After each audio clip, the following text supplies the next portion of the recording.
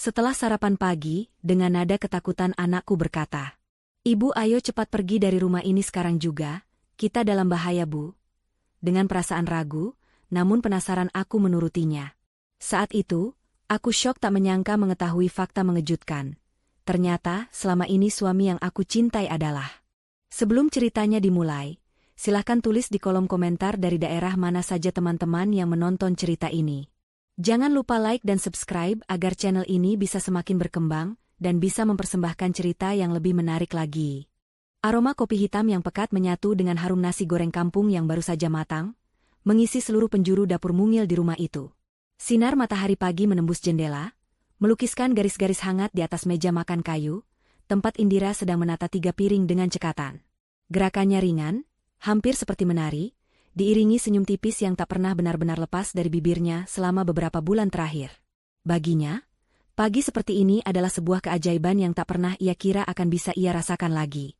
Setahun yang lalu, setelah kepergian Vino, setiap pagi adalah sebuah perjuangan untuk sekadar membuka mata. Dunia seolah kehilangan warnanya, dan dapur ini terasa dingin dan kosong. Namun, kini fajar seolah terbit untuk kedua kalinya dalam hidupnya. Fajar itu bernama Tony. "Selamat pagi, Ratu dan Tuan Putri di istana ini." Suara Tony yang berat dan hangat terdengar dari ambang pintu dapur. Pria itu sudah rapi dengan kemeja birunya, dasi yang sedikit longgar, dan senyum yang mampu meluluhkan sisa-sisa kesedihan di hati Indira. "Pagi, Paman Tony," sahut Naya riang. Gadis kecil berusia 7 tahun itu duduk manis di kursinya. Kakinya berayun-ayun di udara. Rambutnya yang dikuncir 2 bergoyang seirama gerakannya. Mata bulatnya yang dulu seringkali muram, kini kembali berbinar cerah setiap kali melihat Tony. Indira tersenyum, hatinya menghangat. "Pagi, Mas. Kopinya sudah siap." Tony berjalan mendekat, mengecup kening Indira dengan lembut sebelum duduk di samping Naya. "Wah, nasi goreng buatan ibu memang yang terbaik di seluruh dunia. Paman saja sampai tidak bisa tidur karena sudah tidak sabar ingin sarapan." Naya terkikik geli. "Paman bohong. Mana ada orang tidak bisa tidur karena nasi goreng?" "Ada, dong. Paman orangnya," jawab Tony sambil mengedipkan sebelah matanya pada Naya, membuat gadis kecil itu tertawa semakin keras. Indira memandangi interaksi mereka dengan perasaan syukur yang meluap. Tony datang ke dalam hidupnya dan Naya 6 bulan setelah Vino tiada. Ia diperkenalkan oleh seorang teman sebagai konsultan bisnis yang baru pindah ke kota mereka. Awalnya, Indira menjaga jarak. Hatinya masih tertutup rapat, terkunci dalam duka yang mendalam untuk Vino, cinta pertamanya, ayah dari anaknya. Tapi Tony berbeda. Ia tidak pernah memaksa. Ia mendekat dengan sabar, seperti air yang tenang, perlahan-lahan mengisi celah-celah kosong di hatinya. Ia tidak mencoba menggantikan Vino, dan itulah yang membuat Indira akhirnya luluh.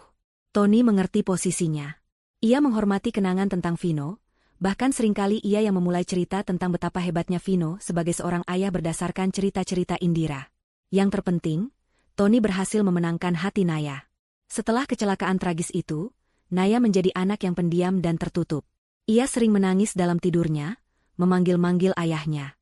Indira sudah mencoba segalanya, namun hanya kehadiran Tony yang mampu mengembalikan tawa ceria putrinya.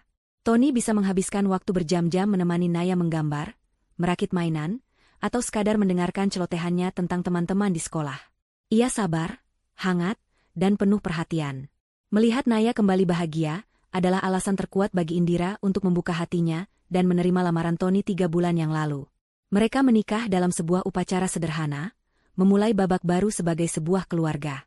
"Naya, nasinya jangan diaduk-aduk terus, nanti dingin, loh," tegur Indira lembut, melihat putrinya lebih asyik bermain dengan sendok daripada makan. "Iya, Ibu," sahut Naya patuh, lalu mulai menyuap nasi gorengnya. Tony menatap Indira dari seberang meja. Tatapannya dalam, penuh dengan sesuatu yang Indira tafsirkan sebagai cinta dan kekaguman. "Kamu terlihat cantik sekali pagi ini, Ra." Pipi Indira merona. Bahkan setelah 3 bulan menikah, pujian tulus dari Tony masih sering membuatnya salah tingkah. "Mas Tony bisa saja. Aku serius. Aku adalah pria paling beruntung di dunia," kata Tony lagi. Kali ini, ia mengulurkan tangannya, menggenggam jemari Indira di atas meja. Genggamannya kuat dan menenangkan. "Terima kasih sudah memberiku kesempatan untuk menjadi bagian dari keluarga ini." Hati Indira terasa penuh. Pria di hadapannya adalah jawaban atas semua doanya. Ia adalah bukti bahwa Tuhan tidak pernah benar-benar meninggalkannya dalam kegelapan. Ia telah kehilangan Vino, belahan jiwanya, namun kini ia diberi kesempatan kedua untuk membangun sebuah rumah tangga yang utuh bagi Naya. Terkadang, rasa bersalah menyelinap masuk. Ia merasa seperti mengkhianati Vino. Tapi setiap kali melihat senyum Naya yang ditujukan pada Tony, Indira tahu ia telah mengambil keputusan yang benar. Kebahagiaan putrinya adalah segalanya. Setelah sarapan selesai, Tony membantu Naya memakai sepatunya. Sebuah ritual pagi yang selalu mereka lakukan. Indira memperhatikan dari ambang pintu, melihat bagaimana Tony berlutut, dengan telaten mengikat tali sepatu Naya yang kecil. Pemandangan itu mengingatkannya pada Vino. Dulu, Vino juga selalu melakukan hal yang sama. Sebuah kenangan manis yang tiba-tiba terasa menyakitkan. Indira cepat-cepat mengusir bayangan itu. Ia tidak boleh terus membandingkan. Tony adalah Tony, dan Vino akan selamanya ada di hatinya. Nah, sudah siap, Tuan Putri. Siap menaklukkan dunia sekolah? Kata Tony ceria seraya berdiri. Naya mengangguk semangat. Siap, Paman. Tony kemudian menghampiri Indira. Aku berangkat dulu, ya. Nanti siang aku telepon. Kalau ada apa-apa, jangan sungkan hubungi aku. Iya, Mas. Hati-hati di jalan, jawab Indira sambil merapikan dasi Tony. Tony tersenyum, lalu mengecup bibir Indira sekilas sebelum berpamitan pada Naya dan berjalan menuju mobilnya. Indira dan Naya melambaikan tangan hingga mobil Tony menghilang di tikungan jalan. Pagi itu berjalan seperti pagi-pagi sempurna lainnya. Rumah terasa hangat, perut terasa kenyang, dan hati terasa damai. Setidaknya, itulah yang Indira rasakan. Ia berbalik, hendak mengajak Naya masuk untuk bersiap-siap diantar ke sekolah.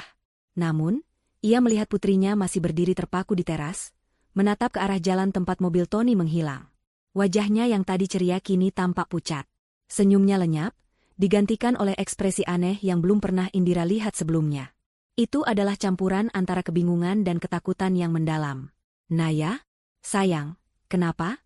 Tanya Indira lembut sambil berjongkok untuk menyejajarkan tingginya. Ia menyentuh pipi Naya yang terasa dingin. Naya tidak langsung menjawab.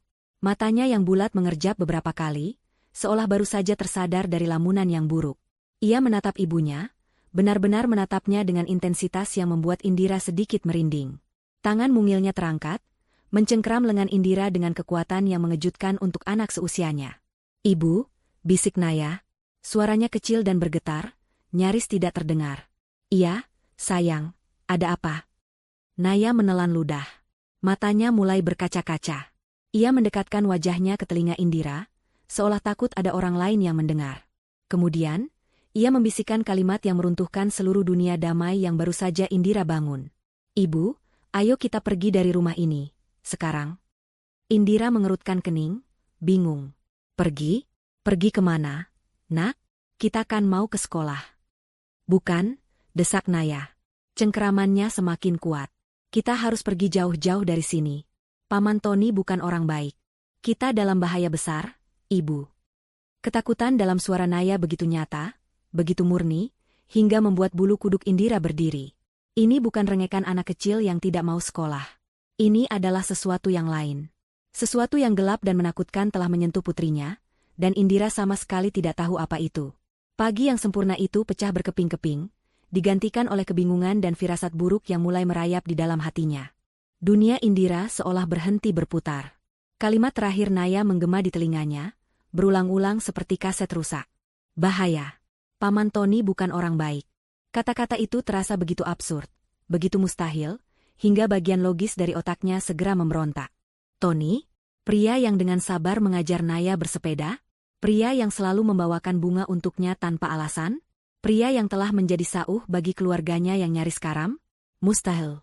Naya, sayang, kamu bicara apa? Indira mencoba menjaga suaranya tetap tenang, meskipun jantungnya mulai berdebar tak karuan. Ia mengusap punggung putrinya, berharap sentuhannya bisa menenangkan kegelisahan aneh yang tiba-tiba muncul.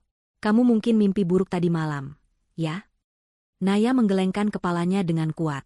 Air mata yang tadi hanya menggenang kini mulai jatuh membasahi pipinya. Naya tidak mimpi, Ibu. Naya dengar sendiri. Tadi malam, Naya dengar Paman Tony. Indira menarik napas dalam-dalam, mencoba memproses informasi itu. Dengar Paman Tony bicara? Sama siapa? Mungkin kamu salah dengar, Nak. Naya tidak salah dengar. Suara Naya sedikit meninggi, dipenuhi kepanikan. Tadi malam Naya haus, mau ke dapur. Terus Naya lihat lampu di ruang kerja ayah Vino menyala. Naya takut, jadi Naya intip dari celah pintu. Ruang kerja Vino. Ruangan itu sudah hampir setahun tidak tersentuh. Setelah Vino meninggal, Indira menguncinya rapat-rapat. Ia tidak sanggup masuk ke sana, tempat yang penuh dengan kenangan dan aroma khas suaminya. Tony pun sangat menghormati keputusannya.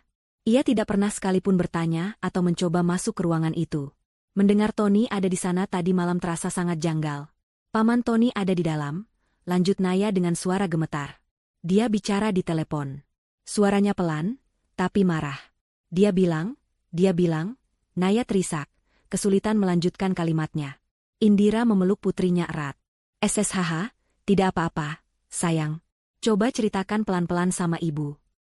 Naya menyembunyikan wajahnya di bahu Indira.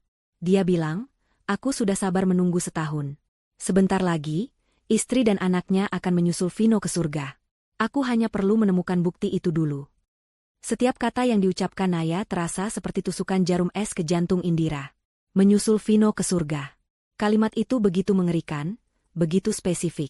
Ini bukan sesuatu yang bisa dikarang oleh imajinasi seorang anak 7 tahun. Tapi akal sehat Indira masih berteriak menolak. Mungkin Naya salah dengar. Mungkin ia salah mengartikan. Tony tidak mungkin. Dia tidak mungkin monster seperti itu. Namun, ketika Indira menatap wajah putrinya yang basah oleh air mata dan pucat karena ketakutan murni, pertahanannya mulai goyah. Insting seorang ibu adalah kekuatan purba yang seringkali melampaui logika. Dan saat ini, instingnya berteriak bahwa putrinya tidak berbohong. Ada bahaya yang sangat nyata sedang mengintai mereka. Tanpa berpikir panjang lagi, Indira membuat keputusan. Ia tidak tahu apakah Naya benar 100%, tapi ia tidak akan mengambil risiko. Keselamatan Naya adalah prioritas utamanya. Baiklah, kata Indira dengan suara tegas yang dibuat-buat untuk menyembunyikan getaran di dalamnya. Kita pergi sekarang. Ia tidak masuk untuk mengambil pakaian atau barang berharga. Ia hanya menyambar tas tangannya yang tergeletak di meja teras, memastikan dompet dan ponselnya ada di dalam, lalu menggandeng tangan Naya menuju garasi. Ia membuka pintu mobil dengan tergesa, memasangkan sabuk pengaman untuk Naya, lalu menyalakan mesin. Saat mobil mundur keluar dari halaman rumah, Indira melirik ke rumah mereka. Rumah yang tadinya terasa seperti surga yang aman, kini terlihat seperti sarang predator yang mengancam. Di dalam mobil, keheningan mencekam. Indira mengemudi tanpa tujuan, hanya mengikuti jalanan menjauh dari komplek perumahan mereka. Pikirannya berkecamuk. Ia mencoba menyusun kepingan-kepingan puzzle yang dilemparkan Naya padanya. Tony di ruang kerja Vino. Tony mencari sebuah bukti. Tony merencanakan kematian mereka. Semua terdengar seperti plot film thriller, bukan kenyataan hidupnya. Ia melirik Naya dari kaca spion. Gadis kecil itu duduk diam di kursi belakang, memeluk boneka beruangnya erat-erat. Matanya menatap kosong keluar jendela. Trauma dan ketakutan jelas tergambar di wajah mungilnya. Hati Indira terasa sakit. Apapun kebenarannya, Naya tidak seharusnya mengalami hal ini. Setelah mengemudi selama hampir 1 jam, Indira menepikan mobilnya di sebuah taman kota yang sepi. Ia perlu menenangkan diri dan berpikir jernih. Ia mematikan mesin dan berbalik menghadap Naya. Sayang, panggilnya lembut. Sekarang kita sudah aman. Coba ceritakan lagi ke ibu, apalagi yang Paman Tony katakan? Apa dia menyebutkan sesuatu tentang bukti itu? Naya mengangguk pelan. Waktu ditelepon, Paman Tony marah-marah soal kotak musik. Kening Indira berkerut. Kotak musik. Iya, kotak musik kayu punya Naya. Yang dari ayah Vino. Jantung Indira berdetak lebih kencang. Kotak musik itu adalah hadiah terakhir dari Vino untuk ulang tahun Naya yang ke-6, hanya beberapa minggu sebelum kecelakaan itu. Kotak kayu sederhana dengan ukiran bunga lili di atasnya, memainkan melodi lagu, Bunda, saat dibuka. Vino membuatnya sendiri. Saat memberikannya, Vino berpesan pada Naya, jaga baik-baik ya, nak. Kalau suatu saat ayah tidak ada, lagu di dalamnya akan selalu menjagamu. Waktu itu, Indira menganggapnya hanya sebagai kalimat manis seorang ayah. Tapi sekarang, kalimat itu terasa memiliki makna yang lebih dalam. Paman Tony bilang apa soal kotak musik itu? Desak Indira. Dia bilang, benda itu pasti ada di dalam kotak musik sialan itu. Aku sudah membongkarnya, tapi tidak ada apa-apa. Di mana Vino menyembunyikannya? cerita Naya, menirukan nada marah Tony. Indira terkesiap. Ia teringat sesuatu. Kemarin sore, saat ia sedang memasak, ia melihat Tony masuk ke kamar Naya. Ketika ia bertanya sedang apa, Tony menjawab ia hanya ingin merapikan beberapa mainan Naya yang berserakan. Indira tidak menaruh curiga sama sekali. Sekarang ia sadar, Tony pasti sedang mencari kotak musik itu. Dan kotak musik itu, untungnya selalu Naya bawa kemana-mana di dalam tas sekolahnya. Benda itu ada di dalam mobil bersama mereka saat ini. Sebuah gambaran mengerikan mulai terbentuk di benak Indira. Tony menikahi dirinya bukan karena cinta. Ia menikahi Indira untuk mendapatkan akses ke rumah ini, ke barang-barang peninggalan Vino. Ia mendekati Naya bukan karena sayang, tapi untuk mencari sesuatu yang ia yakini disembunyikan oleh Vino. Sesuatu yang ada di dalam kotak musik Naya. Sesuatu yang begitu penting hingga ia rela membunuh untuk mendapatkannya. Tiba-tiba, ponsel di dalam tasnya bergetar hebat. Indira meraihnya dengan tangan gemetar. Nama, Mas Tony, tertera di layar. Keraguan dan ketakutan berperang di dalam dirinya. Haruskah ia menjawab? Dengan napas tertahan, ia menekan tombol hijau dan mendekatkan ponsel ke telinganya. Halo, sapanya, berusaha terdengar normal. Indira, sayang, ya Tuhan, akhirnya kamu angkat juga. Kamu dan Naya di mana? Aku telepon ke rumah tidak ada yang angkat, aku jadi cemas sekali. Suara Tony terdengar persis seperti yang seharusnya. Penuh kepanikan dan kekhawatiran seorang suami dan ayah. Begitu meyakinkan, hingga sesaat Indira kembali ragu. Mungkinkah Naya benar-benar salah dengar? Maaf, Mas. Kami hanya sedang jalan-jalan sebentar. Naya tiba-tiba ingin makan es krim di taman. Dalih Indira, menyebutkan nama taman lain yang berada di seberang kota. Hening sejenak di seberang sana. Keheningan yang terasa terlalu lama, terlalu berat. Lalu, suara Tony terdengar lagi. Namun, kali ini ada yang berbeda. Semua kehangatan dan kepanikan dalam suaranya lenyap tak berbekas, digantikan oleh nada dingin yang membuat darah Indira terasa membeku. Jangan berbohong padaku, Indira. Itu bukan lagi pertanyaan atau permintaan. Itu adalah sebuah pernyataan yang penuh ancaman. Aku tahu kamu tidak di taman itu. Sekarang, dengarkan aku baik-baik. Lanjut suara dingin itu. Cepat pulang. Bawa Naya kembali ke rumah. Jangan membuatku melakukan sesuatu yang akan kita sesali. Jangan paksa aku menjemputmu dengan caraku sendiri. Klik. Panggilan terputus. Indira masih memegang ponsel di telinganya, terpaku. Topeng itu telah lepas. Monster yang dibisikkan Naya kini telah menunjukkan wujud aslinya melalui suara di telepon. Setiap kata yang diucapkannya adalah konfirmasi atas mimpi buruk yang baru saja dimulai. Mereka tidak aman. Mereka sedang diburu. Dan pria yang selama ini tidur di sampingnya, yang ia kira adalah penyelamatnya, ternyata adalah iblis yang berencana mengirimnya dan putri satu-satunya untuk menyusul suaminya ke alam baka. Ponsel itu terlepas dari genggamannya yang lemas, jatuh ke lantai mobil tanpa suara. Ketakutan kini telah berganti menjadi teror yang mematikan. Ponsel yang terjatuh di lantai mobil seolah menjadi penanda dimulainya babak baru kehidupan Indira. Babak yang ia tidak pernah minta, di mana ia bukan lagi seorang istri yang berduka atau seorang ibu yang membangun kembali keluarganya, melainkan seorang buronan. Teror yang ditawarkan oleh suara dingin Tony di telepon begitu absolut, hingga melumpuhkan seluruh sistem sarafnya. Selama beberapa menit yang terasa seperti selamanya, ia hanya bisa duduk terpaku di kursi pengemudi, menatap kosong ke depan. Taman kota yang tadi tampak tenang kini terasa mengancam. Setiap pohon seolah memiliki mata, setiap embusan angin seolah membisikkan namanya. Ibu?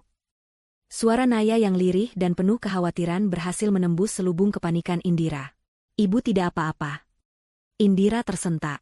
Ia menoleh ke belakang dan melihat sepasang mata bulat putrinya menatapnya dengan cemas. Wajah mungil itu adalah tamparan keras bagi Indira. Ia tidak punya waktu untuk hancur. Ia tidak punya kemewahan untuk menyerah pada rasa takut. Ada seorang anak perempuan yang bergantung sepenuhnya padanya. Naya adalah alasannya untuk bernapas. Dan sekarang, Naya adalah alasannya untuk berjuang. Dengan energi baru yang lahir dari keputusasaan, Indira kembali menegakkan tubuhnya. Ia meraih ponselnya, mengabaikan retakan tipis di layarnya. Pikirannya mulai bekerja cepat, memetakan pilihan. Mereka tidak bisa terus berada di mobil. Mereka butuh tempat berlindung, tempat di mana Tony tidak akan berpikir untuk mencari mereka. Rumah orang tuanya di luar kota adalah pilihan pertama yang terlintas. Namun ia segera menepisnya. Tony tahu alamat mereka.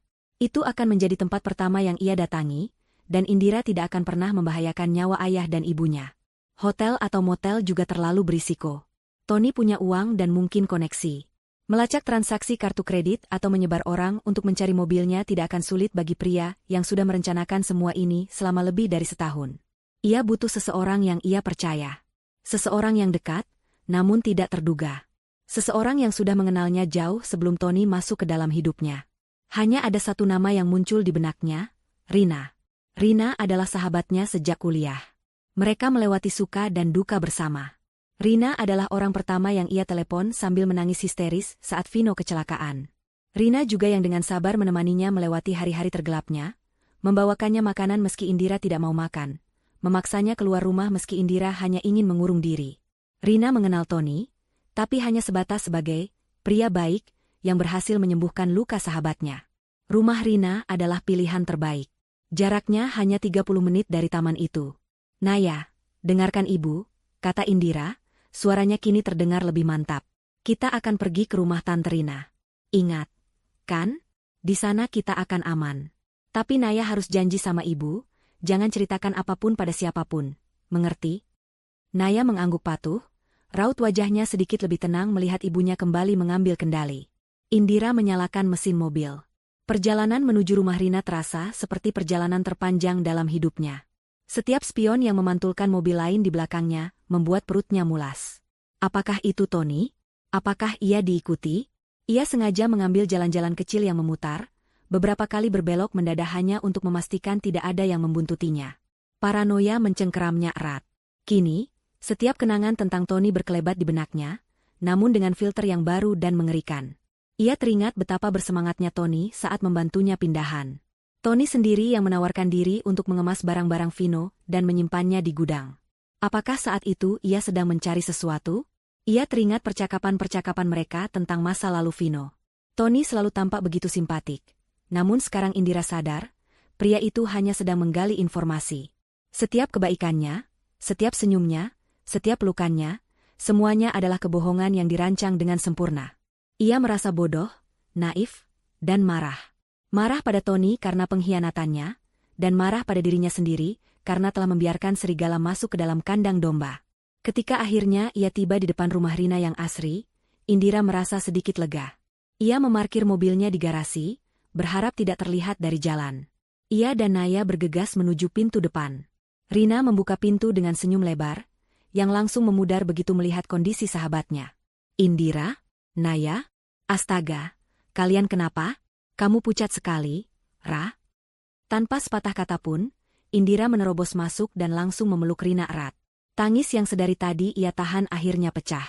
Ia terisak hebat di bahu sahabatnya, melepaskan semua ketakutan, kebingungan, dan keputusasaan yang membuncah di dadanya. Naya berdiri di sampingnya, memegangi ujung bajunya dengan erat. Rina, meskipun bingung, membalas pelukan itu dan mengusap punggung Indira.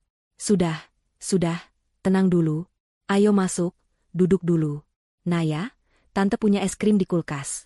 Mau? Setelah memberikan Naya es krim dan menyalakannya kartun di televisi, Rina membawa Indira ke dapur. Ia memberikan segelas air putih pada sahabatnya yang masih sesenggukan. Sekarang, coba cerita. Ada apa sebenarnya? Tanya Rina dengan suara lembut.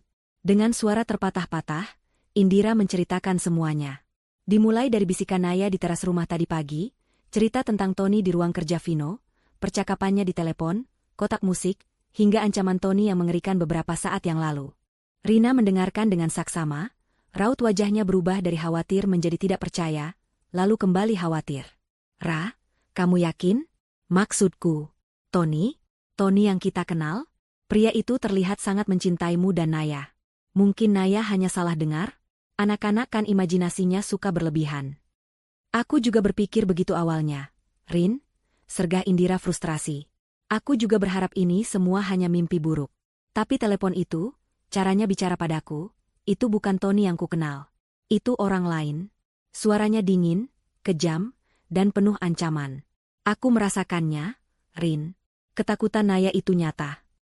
Melihat kesungguhan dan teror di mata sahabatnya, Rina akhirnya mengangguk. Oke, aku percaya padamu. Kita harus cari tahu siapa dia sebenarnya.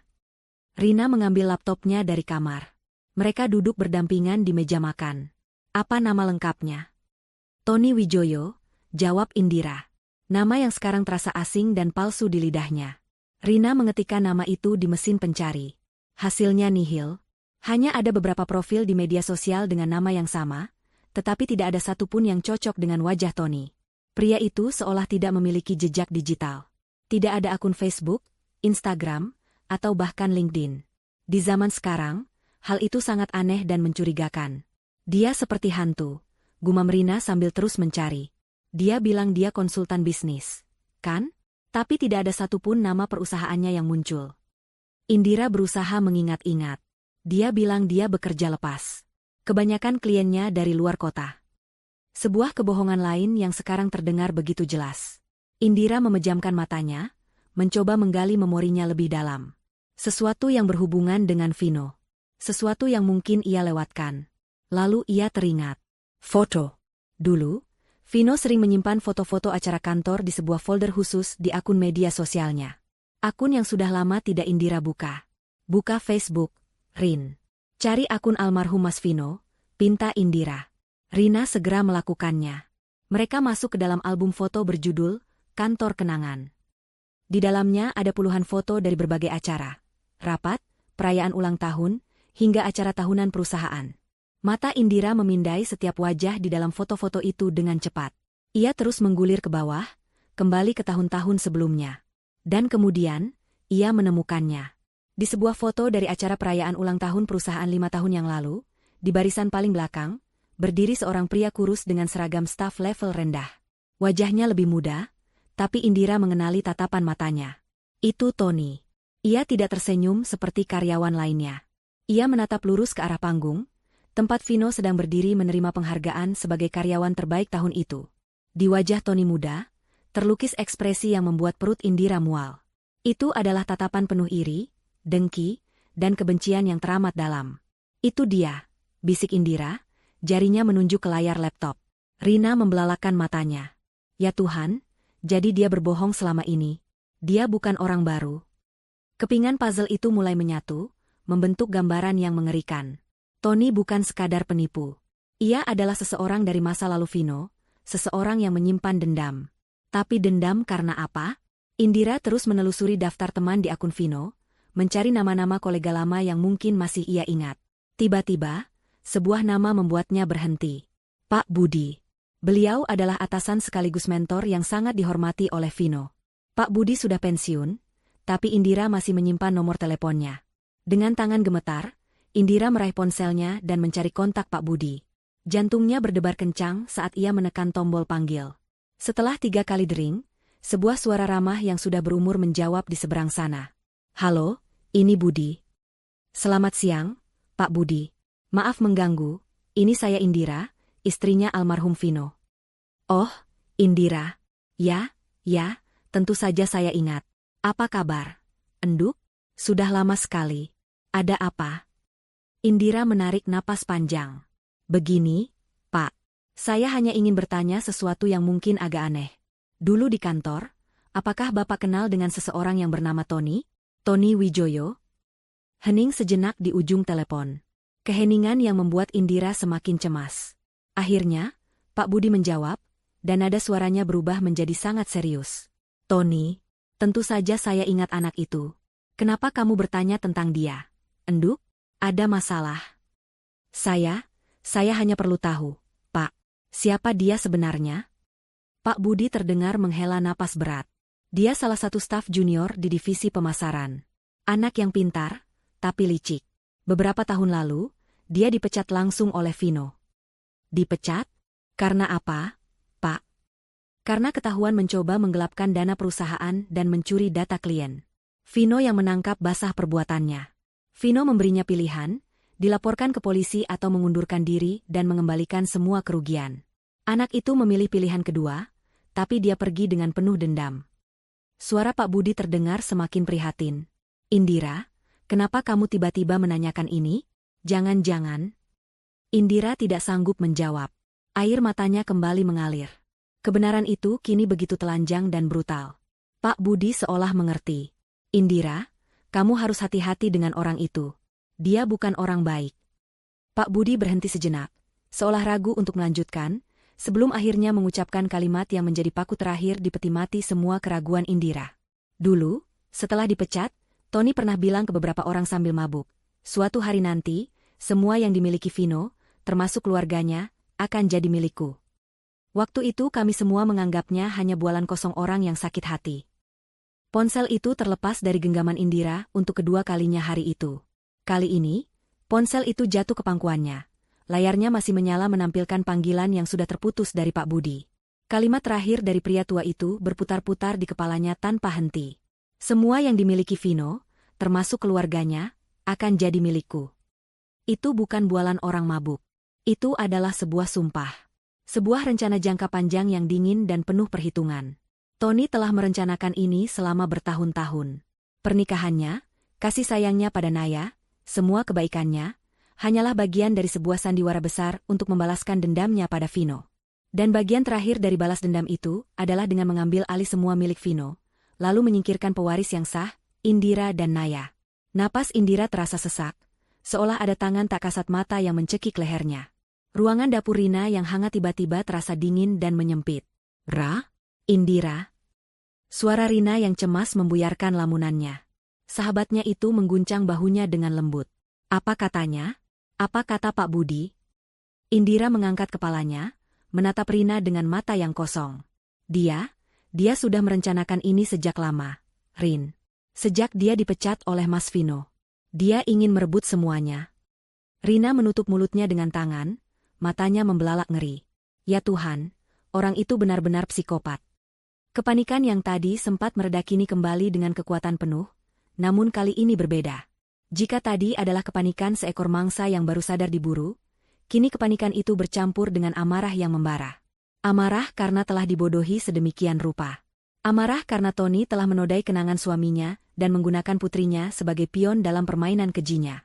Tidak, Indira tidak akan membiarkan pria itu menang. Ia tidak akan menjadi korban pasif dalam rencananya. Ia harus melawan. Buktinya, desis Indira, matanya berkilat tajam.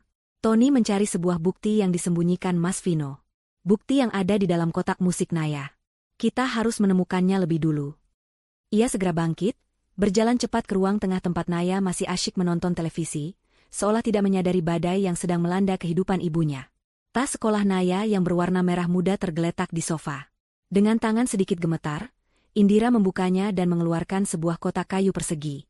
Itu adalah kotak musiknya. Terbuat dari kayu jati yang dipernis halus, dengan ukiran bunga lili yang rumit di bagian tutupnya. Indira mengusap ukiran itu dengan ibu jarinya. Ia ingat betul bagaimana Vino menghabiskan waktu berminggu-minggu di garasi untuk membuat kotak ini. Tangannya yang biasanya sibuk dengan laptop dan dokumen, dengan telaten mengukir setiap kelopak bunga. Kotak ini bukan sekadar mainan, ini adalah curahan cinta terakhir Vino untuk putri mereka. Dan sekarang, benda penuh kenangan ini menjadi pusat dari sebuah konspirasi pembunuhan. Mereka membawa kotak itu kembali ke meja makan. Naya ikut mengekor di belakang, penasaran. "Ibu mau apa dengan kotak musik Naya?" "Tidak apa-apa, sayang. Ibu dan Tante Rina hanya ingin melihatnya sebentar," jawab Indira menenangkan. Ia meletakkan kotak itu di atas meja. Untuk sesaat, mereka bertiga hanya memandanginya dalam diam. Benda itu tampak begitu normal, begitu polos. Sulit dipercaya di dalamnya tersembunyi sebuah rahasia yang bisa membuat seseorang membunuh. Indira membukanya perlahan. Patung balerina kecil di dalamnya mulai berputar, diiringi alunan melodi lagu, Bunda, yang lembut dan familiar. Melodi yang biasanya menenangkan, kini terdengar begitu menakutkan, seolah menjadi lagu pengiring untuk sebuah tragedi. "Kita harus memeriksanya dengan teliti," kata Rina. Mereka mulai bekerja. Rina mengambil senter kecil, menyorot ke setiap sudut di dalam kotak. Indira mengetuk-ngetuk setiap sisi kayu, mencoba mendengar jika ada bagian yang kopong. Mereka menekan-nekan ukiran bunga, berharap salah satunya adalah tombol rahasia. Mereka bahkan mencoba mencungkil lapisan bludru merah di bagian dasarnya. Hasilnya nihil.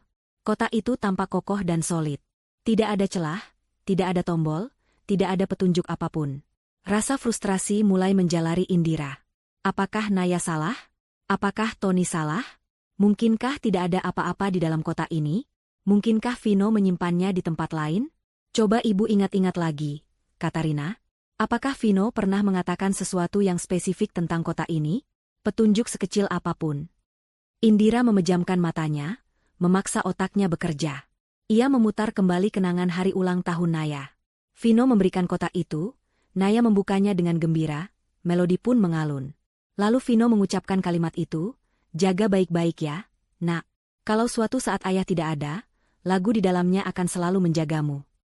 Lagu di dalamnya. Bukan kotaknya. Lagunya. Lagunya, bisik Indira, matanya terbuka. Vino bilang, lagunya yang akan menjaga Naya. Apa maksudnya? Tanya Rina bingung. Indira sendiri tidak tahu. Ia menatap kotak musik yang lagunya sudah berhenti. Patung balerina itu kembali diam. Dengan putus asa, ia memutar kembali engkol di samping kotak itu, dan melodi yang sama kembali terdengar. Mereka mendengarkannya sampai selesai. Tidak terjadi apa-apa. Naya, yang sedari tadi hanya memperhatikan dengan wajah bingung, tiba-tiba berkata, "Ayah tidak begitu caranya." Indira dan Rina serempak menoleh pada Naya. "Maksudmu, sayang?" tanya Indira. "Waktu ayah kasih kotak ini, ayah putar lagunya 3 kali. Terus, setelah lagunya berhenti, ayah putar engkolnya ke belakang sedikit. Katanya itu cara rahasianya," celoteh Naya polos. "Sebuah cara rahasia." Jantung Indira berdebar kencang. Itu dia. Petunjuk yang mereka cari. Sesuatu yang hanya diketahui oleh seorang anak kecil, terlalu sepele untuk diingat oleh orang dewasa, namun menjadi kunci dari segalanya. Dengan harapan yang kembali menyala, Indira melakukan persis seperti yang dikatakan Naya. Ia memutar lagu itu hingga selesai, 1 kali, 2 kali, 3 kali. Setelah not terakhir dari melodi, Bunda, memudar, ia menahan napas. Kemudian, dengan sangat hati-hati, ia memutar engkol itu ke arah sebaliknya, hanya 1/4 putaran. Terdengar bunyi, klik, yang sangat pelan, nyaris tak terdengar. Baik Indira maupun Rina menahan napas. Mereka saling berpandangan. Lalu, Indira melihatnya. Bagian dasar kotak yang tadi mereka coba cungkil, kini sedikit terangkat di salah satu sisinya, membentuk celah setipis rambut. Dengan ujung kukunya, Indira mengangkat lapisan bludru itu. Ternyata itu adalah sebuah penutup yang dibuat dengan sangat presisi.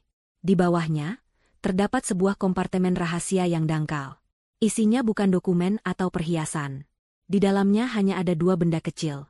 Sebuah kartu memori SD card berwarna hitam, dan secari kertas kecil yang terlipat rapi. Tangan Indira gemetar hebat saat ia mengambil 2 benda itu.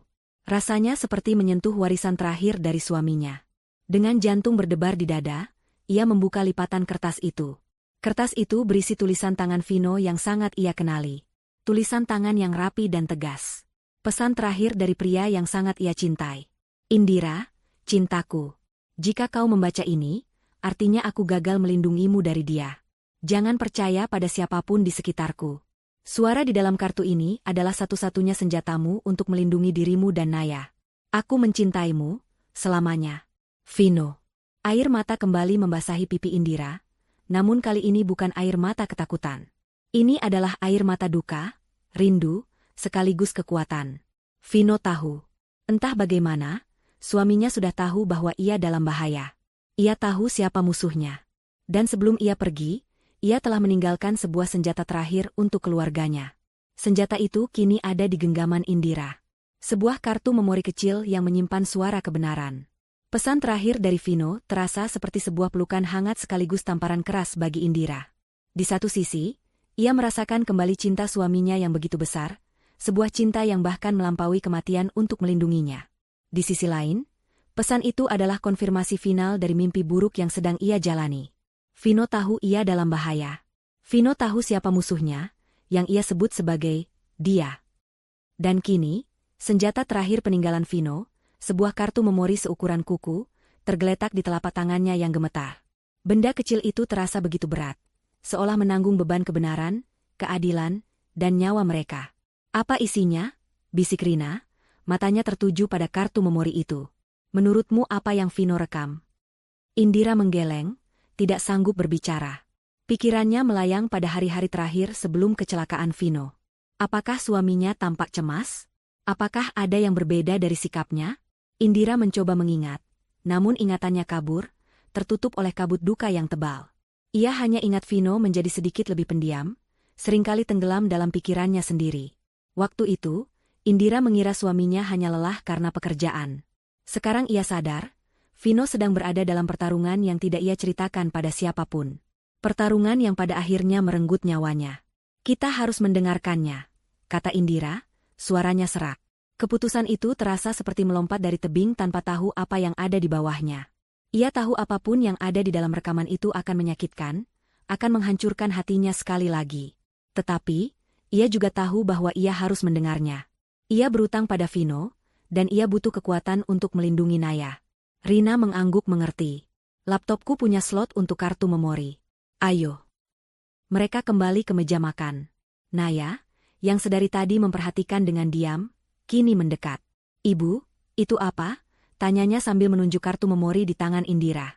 Indira menatap putrinya, berusaha tersenyum meski hatinya terasa seperti diremas. Ini pesan dari ayah, sayang. Ibu harus mendengarkannya, ya? Naya mengangguk pelan, seolah mengerti kesakralan momen itu. Ia menarik sebuah kursi dan duduk di samping ibunya, memegang tangan Indira dengan erat, memberikan kekuatan dalam diam. Dengan tangan yang masih gemetar, Indira memasukkan kartu memori itu ke dalam slot di samping laptop Rina. Sebuah tindakan sederhana yang terasa begitu monumental.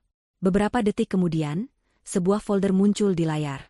Di dalamnya hanya ada satu file. Sebuah file audio dengan nama yang membuat jantung Indira berhenti sejenak, untuk _Indira_ dan _Naya.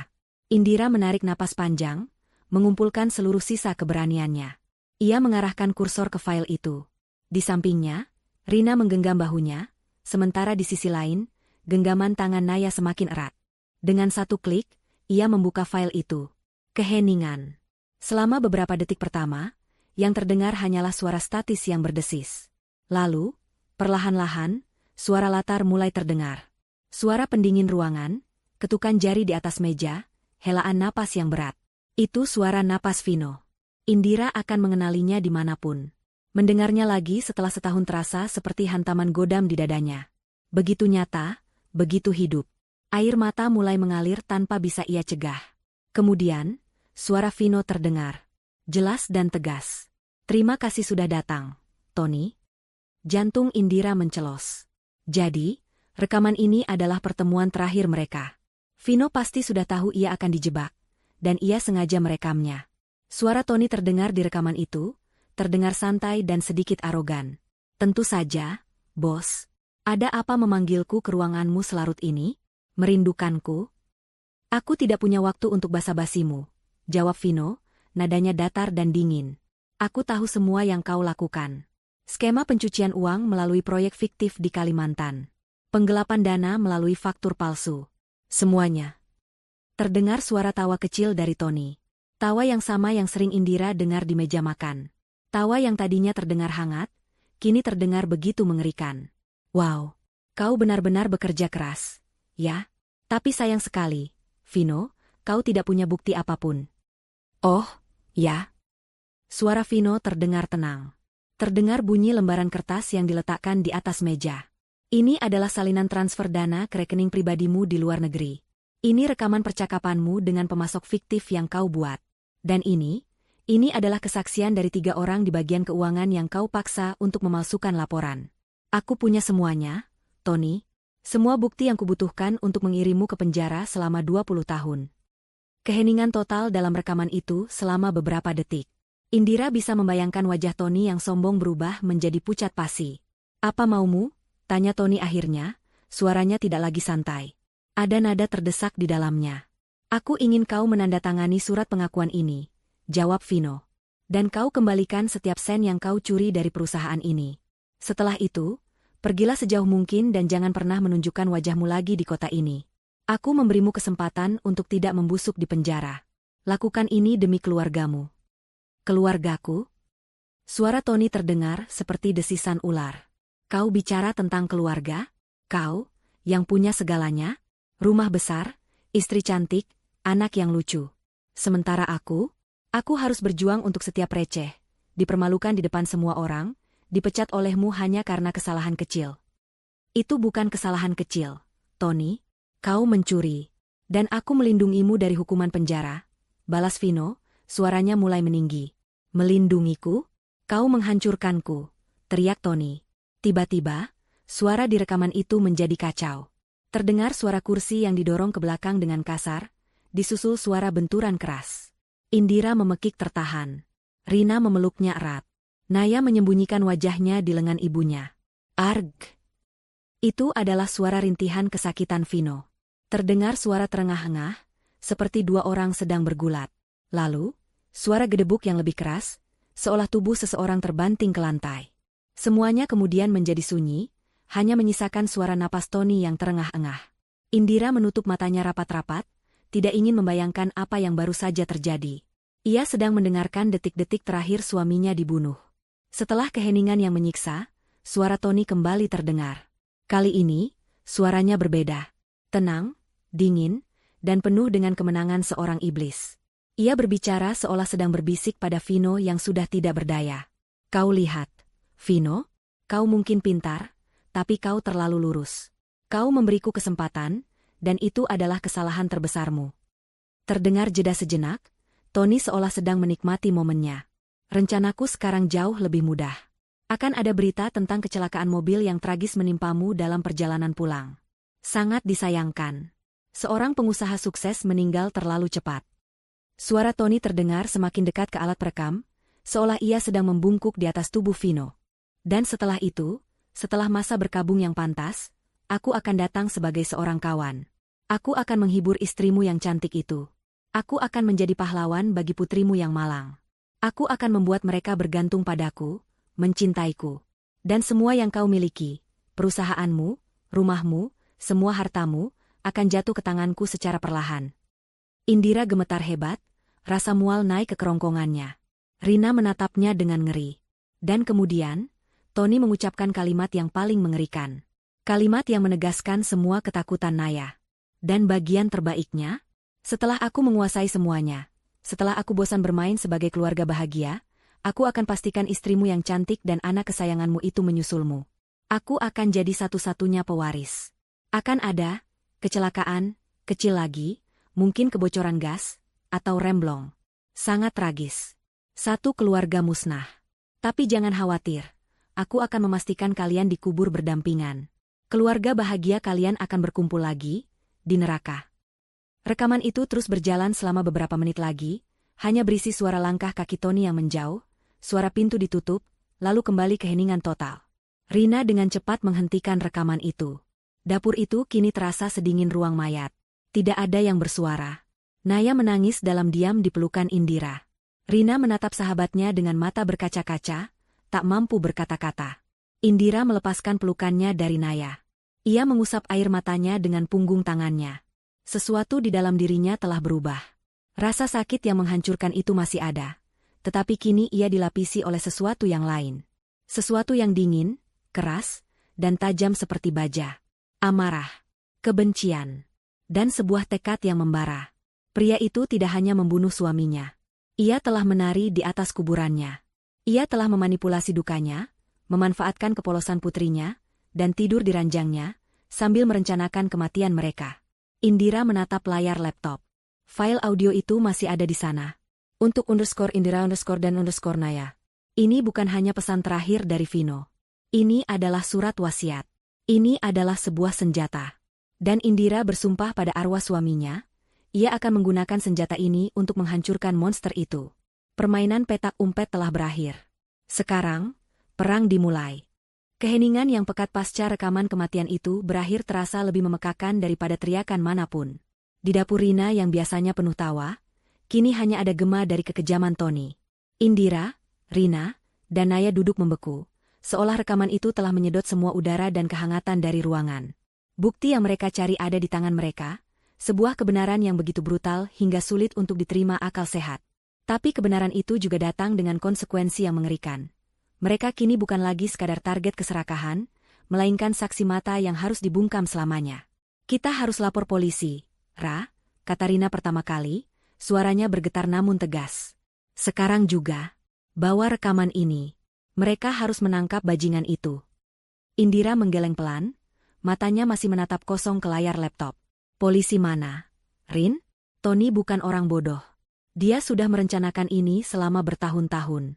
Dia pasti punya rencana cadangan. Dia bisa saja punya orang di kepolisian. Dia kaya, dia bisa membayar siapa saja. Kita tidak tahu siapa yang bisa kita percaya. Pikiran Indira bekerja dengan cepat, didorong oleh adrenalin dan insting untuk bertahan hidup. Vino, dalam pesannya, menulis, "Jangan percaya pada siapapun di sekitarku." Itu berarti lingkaran pengaruh Tony mungkin lebih luas dari yang mereka bayangkan. Menyerahkan rekaman itu pada orang yang salah sama saja dengan menandatangani surat kematian mereka sendiri.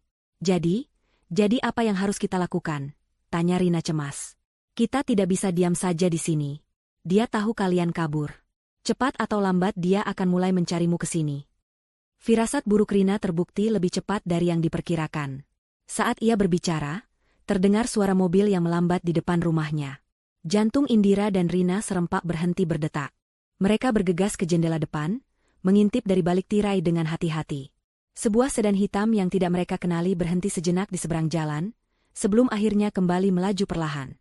"Apa itu dia?" bisik Rina panik. "Aku tidak tahu," jawab Indira, jantungnya berdebar kencang. "Mungkin hanya kebetulan. Tapi kita tidak boleh mengambil risiko." Rumah Rina yang tadinya terasa seperti benteng perlindungan, kini terasa seperti perangkap kaca yang rapuh. Mereka terekspos. Tony adalah seorang manipulator ulung. Mencari tahu alamat sahabat terdekat istrinya pasti bukan hal yang sulit baginya. Indira menarik Rina menjauh dari jendela. "Kita harus pergi dari sini. Sekarang." "Pergi kemana?" Indira terdiam.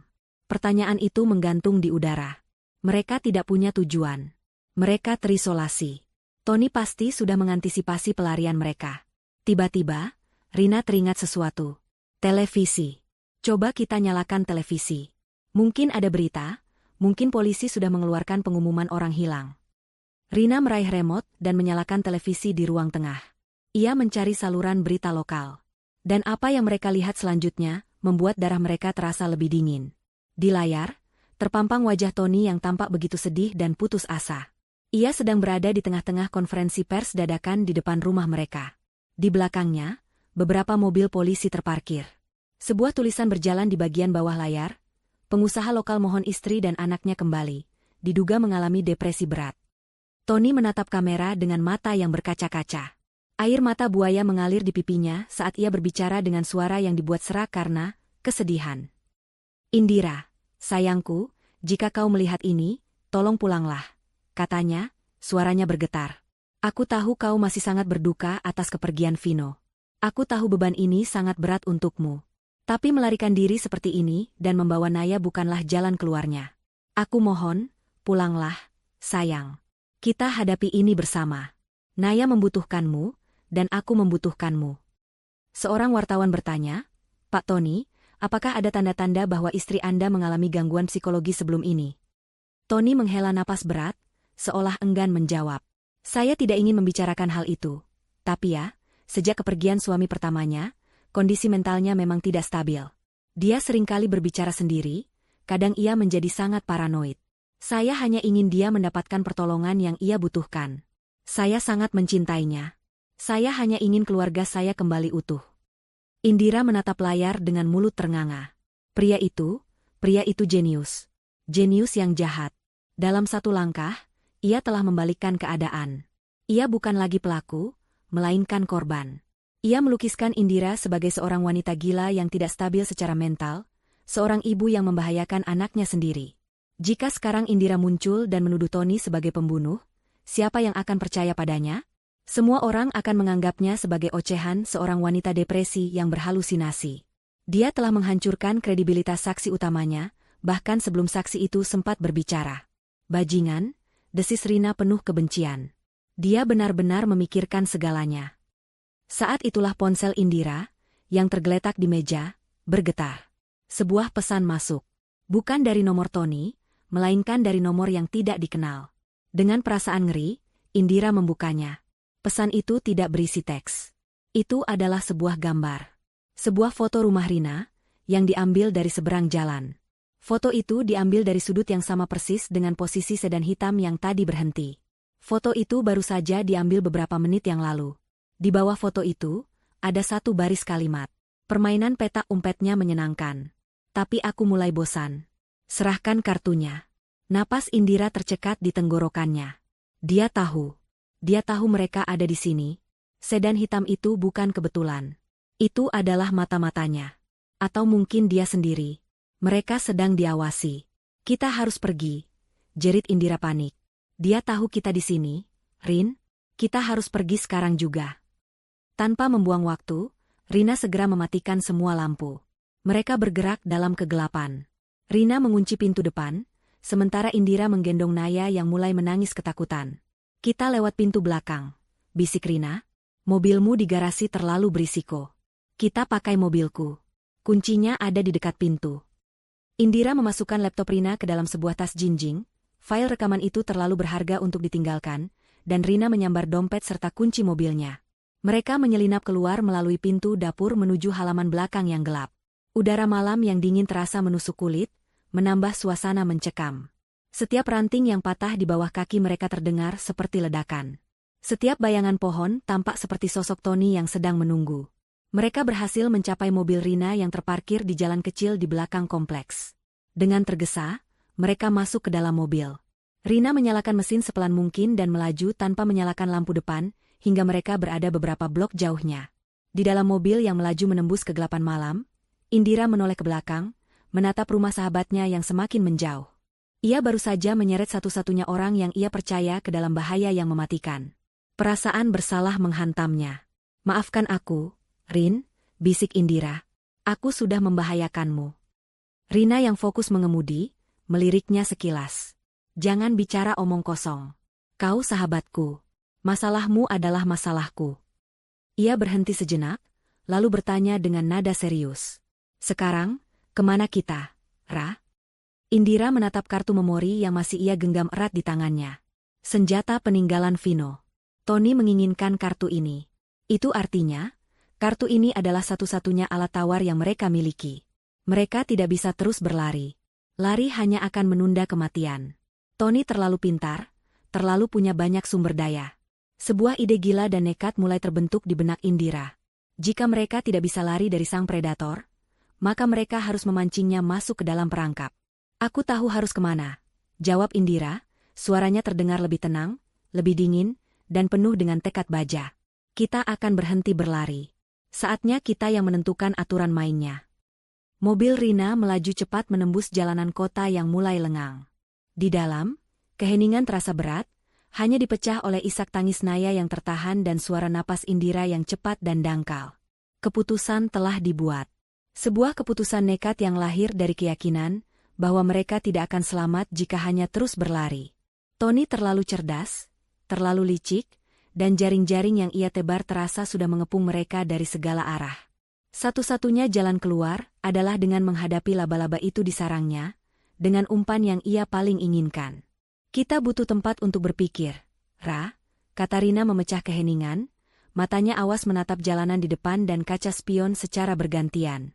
Tempat yang aman dan anonim. Indira mengangguk, pikirannya sudah bekerja beberapa langkah ke depan. Cari motel kecil di pinggir kota. Yang tidak terlalu mencolok, yang pembayarannya bisa tunai. Aku masih punya cukup uang di dompet. Rina mengerti maksudnya. Transaksi elektronik apapun akan meninggalkan jejak yang bisa dilacak oleh Tony. Mereka harus menghilang dari peta, setidaknya untuk beberapa jam ke depan, untuk merencanakan langkah mereka selanjutnya. Setelah sekitar 45 menit berkendara menuju arah luar kota, mereka menemukan apa yang mereka cari. Sebuah motel tua bernama Wisma Melati, yang tampak sedikit usang, terjepit di antara deretan ruko yang sebagian besar sudah tutup. Tempat itu sempurna dalam ketidaksempurnaannya, terlalu sederhana untuk menarik perhatian siapapun. Rina memarkir mobilnya di bagian belakang gedung, di sudut yang gelap. Indira dengan cepat membayar satu kamar untuk satu malam dengan uang tunai, menggunakan nama palsu. Kamar motel itu sendiri terasa menyesakan. Dindingnya bercat kusam, udaranya pengap berbau disinfektan murah, dan hanya ada satu ranjang besar dengan sprei yang sudah menipis. Ini adalah dunia yang sangat berbeda dari rumah mereka yang nyaman, sebuah pengingat brutal tentang seberapa jauh mereka telah jatuh hanya dalam waktu kurang dari 12 jam. Rina segera menutup tirai jendela yang tipis, sementara Indira menidurkan Naya di ranjang. Gadis kecil itu akhirnya tertidur karena kelelahan, wajahnya yang damai masih menyisakan jejak air mata. Melihat putrinya, Gelombang amarah baru kembali membakar semangat Indira. Ia melakukan semua ini untuk Naya. Untuk masa depan Naya yang bebas dari bayang-bayang monster itu. Baiklah, kata Indira, suaranya pelan namun mantap. Ia duduk di kursi kayu yang reot, berhadapan dengan Rina yang duduk di tepi ranjang. Di antara mereka, di atas meja kecil, tergeletak laptop Rina. Kita punya senjatanya. Sekarang kita butuh sekutu. Pak Budi, sahut Rina langsung. Dia terdengar sangat prihatin di telepon. Dia percaya padamu. Dia orang yang paling mungkin bisa membantu. Indira setuju. Pak Budi adalah satu-satunya jembatan ke masa lalu Vino yang masih bisa ia percaya. Beliau adalah sosok ayah, seorang pria dari generasi yang masih memegang teguh kehormatan dan kebenaran. Dengan tangan yang kini lebih stabil, Indira kembali menghubungi nomor Pak Budi. Indira, jawab Pak Budi langsung. Suaranya terdengar cemas. Saya dari tadi mengkhawatirkanmu. Kamu baik-baik saja? Saya dan Naya aman untuk sementara, Pak, jawab Indira. Tapi saya butuh bantuan. Bantuan yang sangat besar. Katakan saja apa yang bisa Bapak bantu, Enduk. Apapun. Indira menarik napas dalam-dalam, lalu ia menceritakan semuanya secara detail. Tentang isi rekaman itu, tentang pengakuan Tony atas pembunuhan Vino, tentang rencananya untuk membunuh Indira dan Naya, tentang bagaimana Tony memfitnahnya di televisi, dan tentang bagaimana mereka sekarang sedang diburu. Di seberang telepon, Pak Budi mendengarkan tanpa menyela. Indira bisa mendengar napasnya yang tertahan, sesekali terdengar geraman marah yang pelan. Setelah Indira selesai bercerita, keheningan menyelimuti selama beberapa saat sebelum Pak Budi akhirnya berbicara. Suaranya kini terdengar keras dan penuh amarah. Kurang ajar anak itu. Beraninya dia. Vino sudah memberinya ampun, tapi dia malah membalasnya dengan cara sekeji ini. Ia berhenti sejenak, menenangkan dirinya. Baik, Indira. Dengarkan Bapak baik-baik. Kamu sudah benar dengan tidak langsung pergi ke polisi. Di tingkat ini, kita tidak tahu siapa kawan siapa lawan. Tapi Bapak kenal seseorang. Namanya Heru. Dia sekarang menjabat sebagai kepala unit reserse kriminal. Dia orang lama, polisi jujur yang tidak bisa dibeli. Bapak akan hubungi dia sekarang. Bapak akan jelaskan situasinya. Tapi dia butuh bukti itu.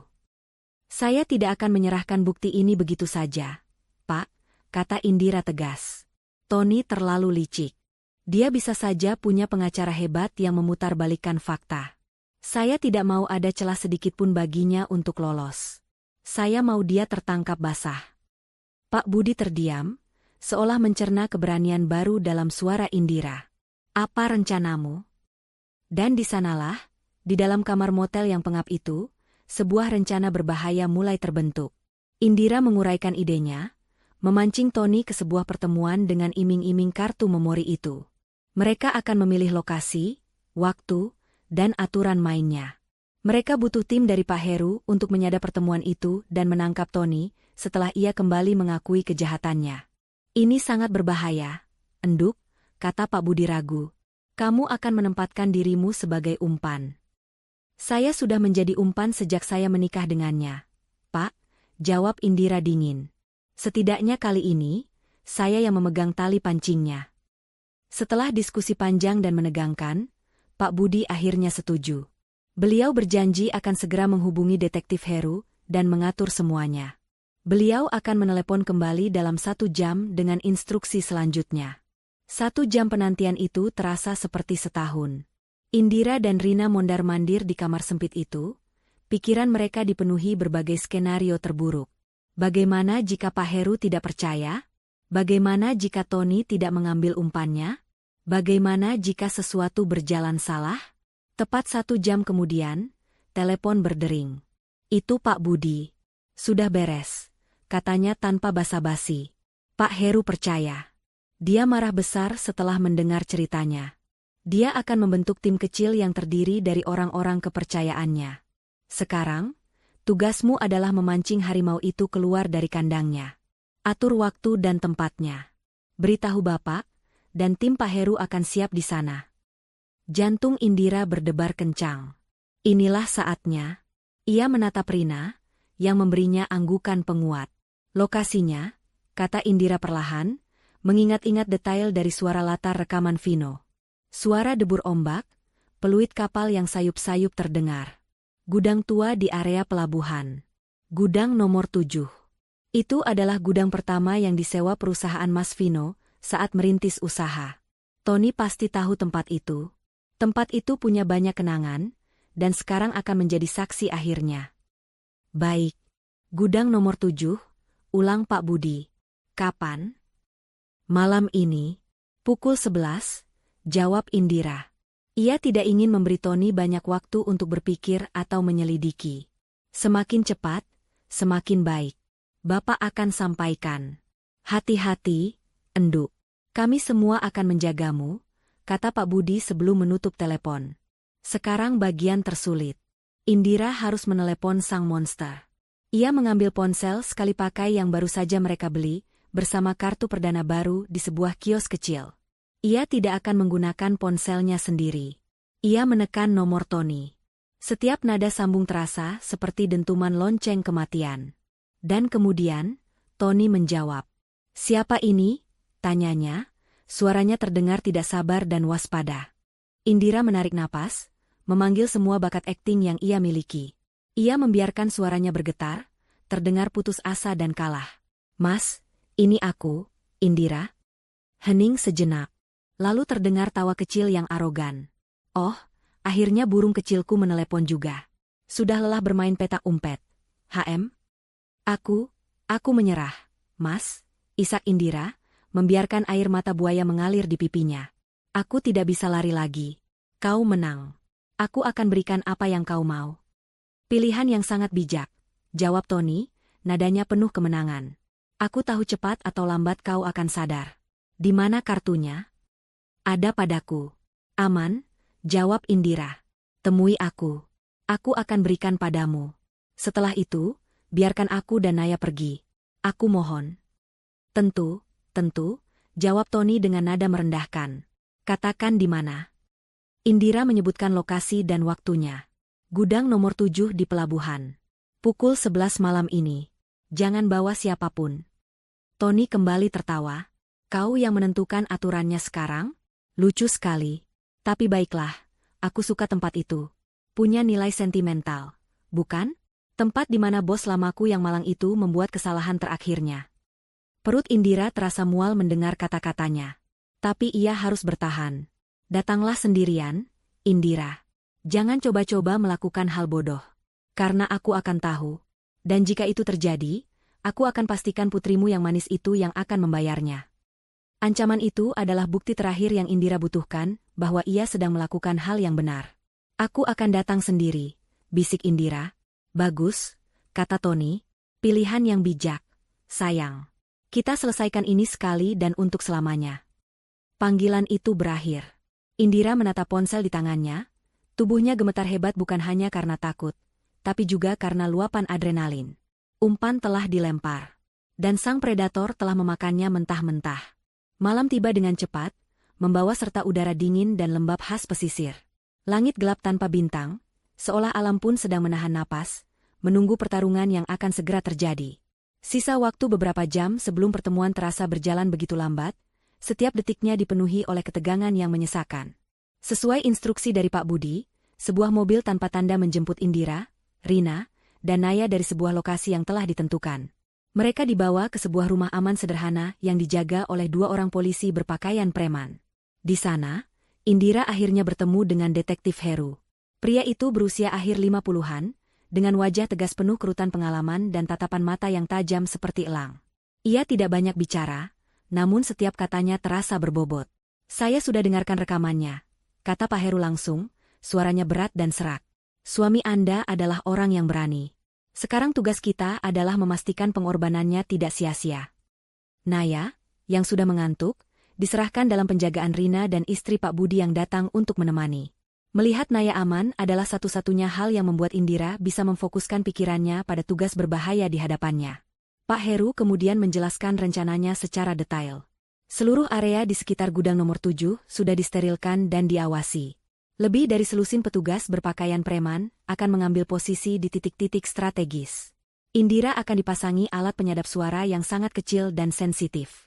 Tugasnya sederhana namun sangat berbahaya, buat Tony tetap bicara. Pancing dia untuk mengakui semuanya sekali lagi. Mereka butuh pengakuan langsung yang direkam saat itu juga untuk memperkuat kasus, dan menutup semua celah hukum yang mungkin bisa dimanfaatkan oleh Tony. Anak buah saya akan bergerak begitu mendapat sinyal dari saya, jelas Pak Heru sambil menunjukkan sebuah tombol kecil yang disamarkan sebagai bros di kerah baju Indira. Tekan ini jika keadaan sudah di luar kendali. Tapi sebisa mungkin, biarkan dia bicara. Biarkan kesombongannya menjadi jerat bagi lehernya sendiri. Apa kamu siap? Indira menatap bayangannya di cermin. Wajahnya pucat, tapi matanya menyala dengan api tekad yang dingin. Ia bukan lagi Indira yang sama seperti tadi pagi. Ia bukan korban. Malam ini, ia adalah perpanjangan tangan dari keadilan untuk Vino. Saya siap, jawabnya mantap. Ia diberikan sebuah kartu memori palsu untuk dijadikan umpan. Kartu memori yang asli sudah diamankan oleh Pak Heru sebagai barang bukti utama. Saat waktu mendekati pukul 11, jantung Indira berdebar semakin kencang. Ia diantar menuju lokasi dengan mobil biasa, dikemudikan oleh seorang polwan. Mereka berhenti beberapa ratus meter dari gudang, dan Indira melanjutkan sisa perjalanan dengan berjalan kaki, sendirian. Gudang nomor 7 berdiri menjulang di kegelapan seperti kerangka seekor binatang purba. Catnya sudah mengelupas di mana-mana, dan bau karat bercampur dengan aroma asin air laut. Suara ombak yang menghantam pemecah gelombang di kejauhan menjadi satu-satunya musik pengiring. Sesuai rencana, Indira mendorong pintu besi besar yang ternyata tidak terkunci. Pintu itu berderit nyaring. Suaranya menggema di dalam ruangan yang luas dan kosong. Di dalam, hanya ada cahaya remang-remang yang masuk dari beberapa jendela kotor di bagian atas. Debu beterbangan di udara, menari-nari di bawah sorotan cahaya bulan yang tipis. Indira berjalan perlahan ke tengah ruangan, setiap langkahnya terasa berat. Ia bisa merasakan puluhan pasang mata tak terlihat yang mengawasinya dari kegelapan, para polisi yang bersembunyi. Namun, ia tetap merasa sendirian. Ia menunggu. 5 menit. 10 menit. Keheningan itu begitu mencekam, begitu berat, hingga ia bisa mendengar detak jantungnya sendiri. Apakah Tony tidak datang? Apakah pria itu merasakan jebakannya? Tiba-tiba, dari bayang-bayang di sudut terjauh gudang, sebuah sosok melangkah keluar. Itu Tony. Ia tidak masuk melalui pintu depan. Ia sudah ada di dalam, menunggunya. Ia bergerak tanpa suara, seperti seekor macan kumbang. Aku selalu suka caramu yang tepat waktu, Indira, kata Tony, suaranya menggema di ruangan kosong itu. Ia berjalan mendekat dengan langkah santai dan percaya diri. Wajahnya dihiasi senyum tipis yang sama seperti yang selalu ia tunjukkan di meja makan, namun kini senyum itu tampak seperti seringai iblis. Di mana kartunya? Tanyanya langsung. Indira mengangkat tangannya yang gemetar, menunjukkan kartu memori palsu yang terjepit di antara jari-jarinya. Ini yang kau mau? Benda yang membuatmu membunuh Mas Vino? Tanyanya, suaranya bergetar menahan amarah. Tony tertawa kecil, seolah geli dengan pertanyaan itu. Oh, ayolah. Jangan terlalu dramatis. Anggap saja itu sebuah pemutusan hubungan kerja yang dipercepat. Vino terlalu naif. Dia pikir dunia ini adil. Aku hanya memberinya pelajaran tentang bagaimana dunia ini sebenarnya bekerja. Ia terus berjalan mendekat, kini hanya berjarak beberapa meter dari Indira. Kesombongannya terpancar dari setiap gerak-geriknya. Ia merasa menang mutlak. Aku harus akui, rencanaku untuk mendekatimu sedikit lebih sulit dari yang kubayangkan. Lanjutnya, seolah sedang mengobrol santai. Kau begitu tertutup setelah dia mati. Tapi aku sabar. Dan putrimu, Naya. Dia adalah kunci yang sempurna. Anak-anak begitu mudah percaya. Mendengar nama Naya disebut oleh mulut kotor itu, amarah Indira memuncak. Jangan sebut nama anakku, bajingan. Tony mengangkat alisnya, terkejut dengan nada menantang Indira. Wow, ada apinya juga ternyata. Aku suka itu. Ia berhenti tepat di depan Indira. Tapi jangan khawatir, apinya akan segera padam. Kau tahu, bagian yang paling kunikmati dari semua ini adalah saat kau menatapku dengan penuh cinta. Saat kau berterima kasih padaku karena telah menyelamatkanmu. Itu sangat memuaskan. Kau tidak akan lolos begitu saja, desis Indira. Tony tersenyum semakin lebar. Senyum seorang psikopat yang menikmati penderitaan korbannya. Siapa yang akan menghentikanku? Kau? Wanita depresi yang berhalusinasi? Aku sudah menceritakan kisah yang sangat menyentuh pada media. Mereka semua percaya padaku. Ia menatap kartu memori di tangan Indira dengan tamak. Berikan itu padaku. Dan aku mungkin akan memberimu kematian yang cepat dan tanpa rasa sakit. Aku ingin tahu, kata Indira, memaksakan diri untuk terus berbicara, mengulur waktu. Kecelakaan seperti apa yang sudah kau siapkan untuk kami? Mata Tony berbinar jahat. Ia suka membanggakan kejeniusannya. Sebenarnya cukup puitis. Aku berencana merusak sistem gas di dapur. Sebuah ledakan kecil saat kau sedang memasak sarapan untuk Naya. Beritanya akan sangat tragis. Seorang ibu yang depresi secara tidak sengaja menyebabkan kebocoran gas, menewaskan dirinya dan putrinya yang malang. Semua orang akan berduka untukku, duda yang kehilangan dua keluarga. Ia mencondongkan tubuhnya lebih dekat, suaranya berubah menjadi bisikan yang mematikan. Jangan khawatir. Aku sudah siapkan lubang untukmu dan Naya, tepat di sebelah makam Vino. Romantis, bukan? Pengakuan itu adalah puncaknya. Sinyal yang ditunggu-tunggu. Tapi sebelum Indira sempat menekan tombol di kerahnya, Tony bergerak lebih dulu. Dengan kecepatan yang mengejutkan, ia menerjang maju. Bukan untuk menyerang Indira, tapi untuk merebut kartu memori di tangannya. Tangannya yang dingin dan kuat mencengkeram pergelangan tangan Indira, sementara tangannya yang lain menyambar kartu itu. Ia begitu dekat hingga Indira bisa mencium bau kemenangannya yang busuk. Matanya menatap lurus ke mata Indira, penuh dengan kekejian murni. Seringainya melebar saat jari-jarinya berhasil menyentuh kepingan plastik kecil itu. Detik itu, waktu seolah membeku. Tangan sang predator telah menyentuh umpannya. Detik ketika jari-jari dingin Tony menyentuh kartu memori palsu di tangan Indira, dunia yang tadinya sunyi meledak dalam kekacauan cahaya dan suara. Lampu sorot yang kuat tiba-tiba menyala dari segala penjuru, mengubah gudang yang remang-remang menjadi panggung yang terang benderang.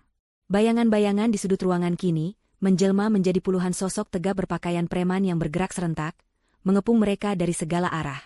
Polisi! Jangan bergerak! Lepaskan dia! Teriakan yang menggema itu menghantam Tony seperti sambaran petir. Wajahnya yang tadi dihiasi seringai kemenangan, kini membeku dalam ekspresi syok dan ketidakpercayaan total. Matanya melesat ke segala arah, dari para petugas yang menodongkan senjata, ke wajah Indira yang menatapnya dengan dingin, lalu ke kartu memori di tangannya.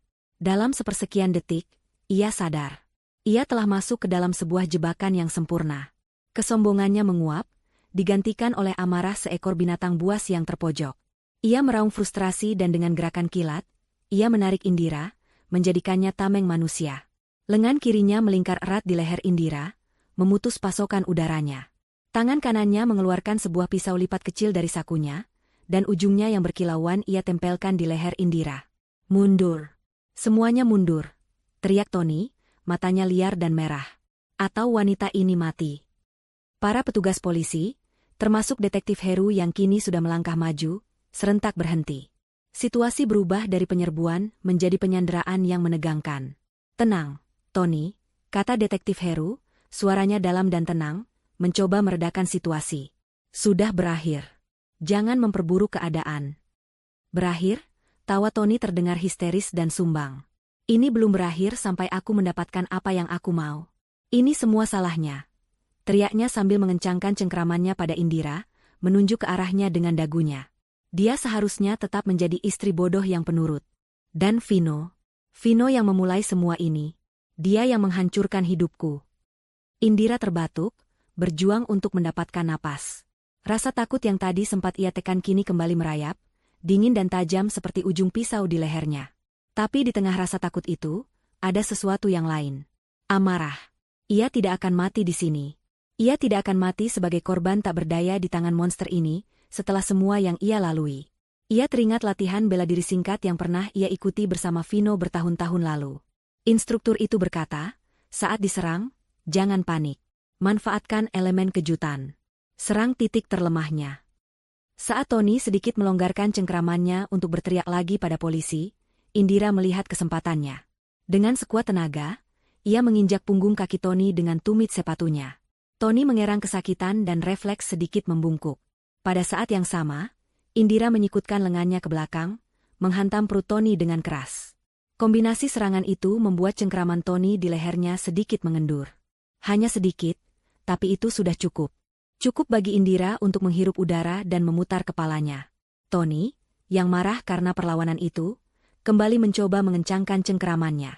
Detektif Heru terus mencoba berbicara, mengalihkan perhatian Tony. Kau pria yang cerdas, Tony. Kau tahu kau tidak punya jalan keluar. Menyakitinya tidak akan membantumu. Diam, bentak Tony. Matanya kini hanya fokus pada Indira, penuh dengan kebencian murni. Kau akan mati bersamaku, Indira. Saat itulah Indira teringat pada bros kecil di kerahnya. Tombol panik yang sekaligus menjadi alat penyadap. Bentuknya seperti bunga lili kecil yang terbuat dari logam. Cantik, tapi keras dan punya pin yang tajam di belakangnya. Itu bukan sekadar tombol. Itu adalah senjatanya. Dengan gerakan cepat yang didorong oleh adrenalin, ia meraih bros itu. Tony mengira ia mencoba menekan tombol panik, dan ia menyeringai.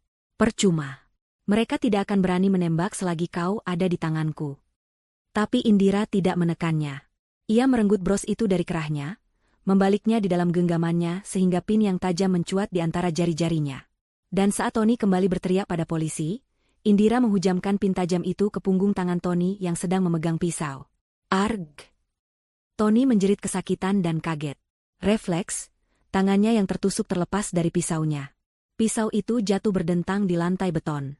Kehilangan senjatanya membuatnya panik. Cengkeramannya di leher Indira goyah selama sepersekian detik. Sepersekian detik itu adalah keabadian bagi tim polisi yang sudah bersiaga. Sekarang, teriak detektif Heru. Dalam sekejap, gudang itu dipenuhi oleh gerakan. Dua petugas menerjang dari sisi kiri, menabrak Tony seperti banteng terluka. Indira terdorong ke depan, jatuh tersungkur, namun ia segera berguling menjauh dari pergulatan itu. Petugas lain datang dari segala arah, menumpuk di atas tubuh Tony yang meronta-ronta dengan brutal. Terdengar suara umpatan, geraman, dan benturan tubuh. Pergulatan itu berlangsung singkat.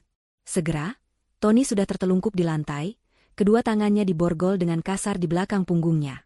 Wajahnya yang tadi tampan kini kotor oleh debu dan darah dari hidungnya yang terluka, dipenuhi oleh ekspresi kekalahan dan kebencian yang paling murni. Beberapa petugas membantu Indira berdiri.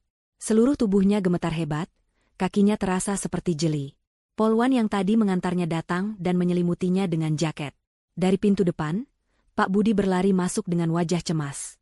Melihat Indira selamat, ia menghela napas lega. Detektif Heru berjalan mendekati Tony yang kini sudah didudukan. Ia berjongkok, menatap langsung ke mata sang psikopat. Di rekaman suamimu, kau bilang dia terlalu lurus dan naif, kata Heru, suaranya pelan dan mematikan.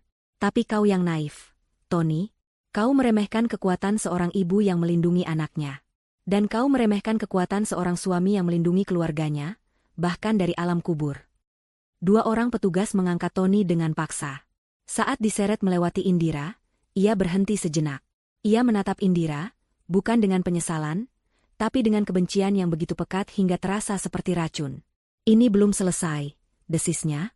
Indira menatap balik, tidak lagi dengan rasa takut, tapi dengan tatapan dingin seorang pemenang. Ia tidak mengatakan apa-apa. Keheningannya adalah jawaban yang paling telak. Saat Tony akhirnya diseret keluar dari gudang dan dimasukkan ke dalam mobil polisi, sirene yang tadinya senyap mulai meraung, memecah keheningan malam di pelabuhan. Suara itu bukan lagi suara bahaya bagi Indira. Malam ini, itu adalah suara kemenangan. Suara keadilan. Suara karma yang akhirnya datang menagih utangnya. Ia berdiri tegak di tengah gudang yang kosong itu, napasnya terengah-engah, tubuhnya lelah dan sakit. Namun hatinya untuk pertama kalinya dalam setahun terakhir, terasa ringan. Beban itu telah terangkat. Monster itu telah ditangkap. 6 bulan berlalu sejak malam mencekam di gudang tua itu. Musim telah berganti, membawa serta udara yang lebih hangat dan hari-hari yang lebih panjang. Bagi Indira dan Naya, 6 bulan itu adalah sebuah perjalanan panjang keluar dari lorong gelap trauma menuju secercah cahaya harapan. Proses peradilan Tony berjalan cepat dan menjadi sorotan media nasional. Bukti yang ada terlalu kuat untuk dibantah. Rekaman suara terakhir Vino menjadi pusat dari persidangan, diputar di ruang sidang yang hening hingga membuat para juri dan pengunjung bergidik ngeri. Ditambah dengan rekaman pengakuan kedua Tony yang disadap oleh polisi, kesaksian dari Pak Budi dan beberapa mantan kolega Vino, serta kesaksian Indira yang tenang dan tegar, tidak ada lagi keraguan di benak siapapun. Selama persidangan, Tony tidak pernah menunjukkan penyesalan.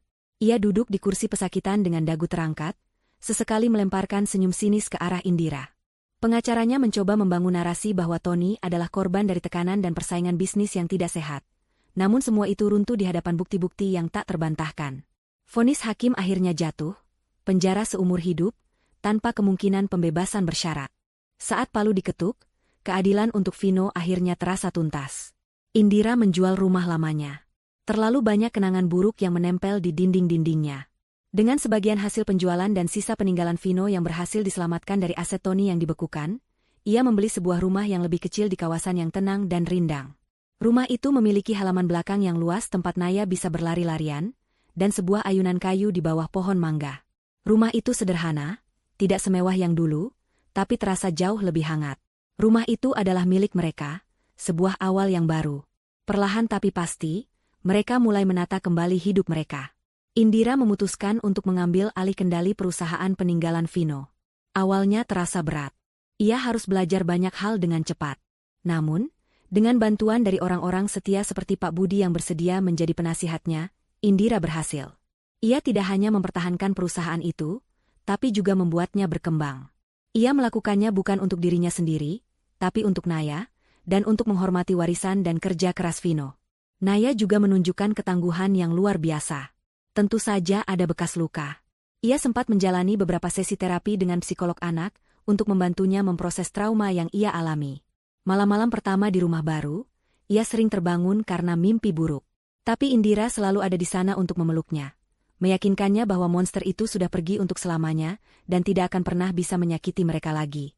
Perlahan, tawa ceria Naya kembali memenuhi hari-hari mereka. Ia kembali menjadi anak perempuan berusia 7 tahun yang lincah, yang suka menggambar pelangi dan mengejar kupu-kupu. Hubungan Indira dengan Rina menjadi lebih erat dari sebelumnya.